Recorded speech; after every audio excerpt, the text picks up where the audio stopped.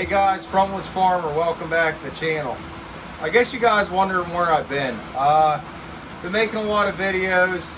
Some of the videos, I lost some footage. They didn't turn out quite the way I liked it to, so that's where I've been. But today, I actually bought a Logan 200 lathe. And if you've been subscribed to the channel for a long time, you'll know we're working on that machine shed, the equipment shed. It's going to be multi-purpose.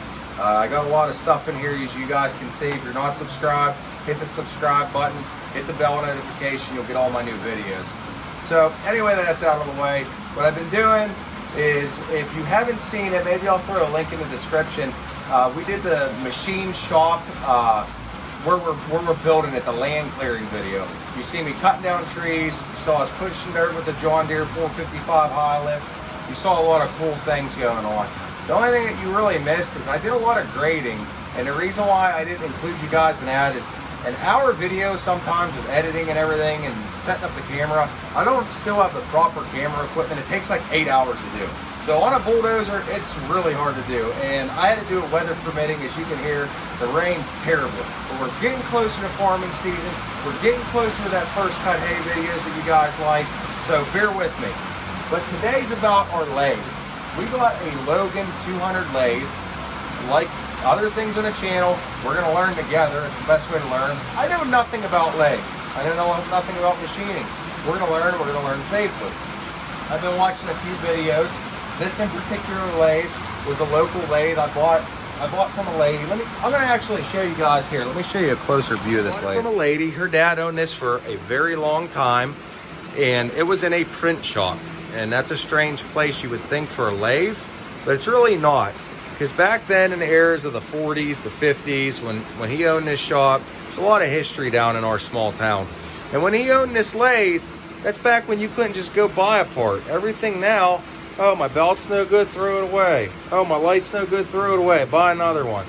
Well, this is taking a step back in time. And if you watch the channel for a while, we like blacksmithing. We like the primitive stuff. That's the stuff that everybody's losing. That's why welding jobs, plumbing jobs, all the trades jobs are going through the roof as far as payment goes, and everybody's like, I can't make nothing, and I have a 4-year degree and all this debt. Well, back then we used to make all our own things in the US, and this is back in that era. This is well-built machine. So what he would do is, every time his parts would break on his printing presses and his paper shears and everything else, he'd make the parts himself on here. I believe she said, I know he was military, I think he was in the Navy, you know, a veteran family. I'm very proud to own this lathe. She gave me the lathe, the Logan lathe 200, all the tooling. She printed me a manual for $400.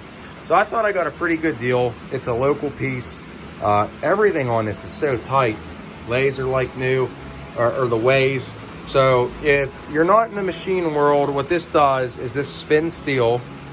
You can cut it, you can thread it, you can drill it, and do a lot of different things on a lathe. So for us on the farm, it made a lot of sense to make this investment. It came with the original stand, all the tooling, and if you're getting into lathes, a big thing, I'll show you some extras that she threw in that you want to look for.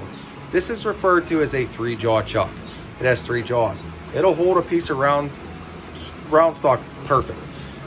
Now, if you have an irregular shaped piece of metal, like a camshaft or something, for instance, this is a 4-jaw chuck. So it'll hold anything irregular, and then you can true that up.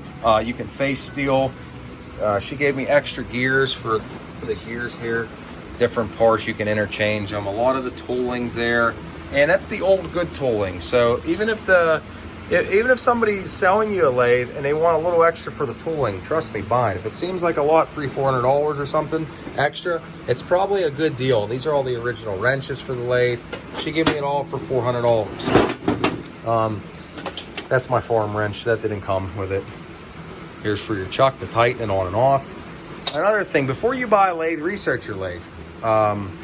On this Logan lathe, when you open and close this is what adjusts this belt tension. There's 3 speeds here. There's all the gears here you can change. I think this might be a 2-speed. I don't know. We're going to learn, and I'll share you all the information with you. Now, I watched a video. I'll try to put the link down if I can find it. The guy's name was, I think, Tubular Kane. He was an old school teacher.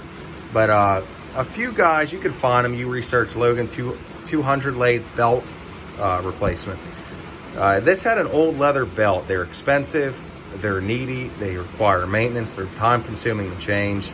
This is gonna be a difficult change, but we're gonna do this together too. I'm gonna take this headstock, I believe this is what they refer to that as, the headstock, all apart, and we're gonna switch over to a car serpentine belt. On a Logan 200 lathe, that's the advanced part number.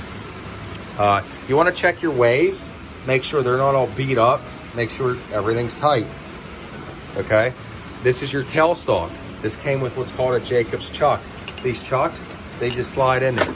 Because when you're drilling on a lathe, it's almost reversed. It's really weird. If you ever use the drill or a drill press, this doesn't spin. This you guide in and you guide out. This is what's spinning your steel, your motor. So, something neat to get used to. That right there, if you didn't watch the video, she also gave us that 100-ton or 50-ton, I can't remember what it is, you have to watch the video, paper cutter. So that's pretty cool. That's gonna go in there. We're gonna try to retrofit that into an old brake.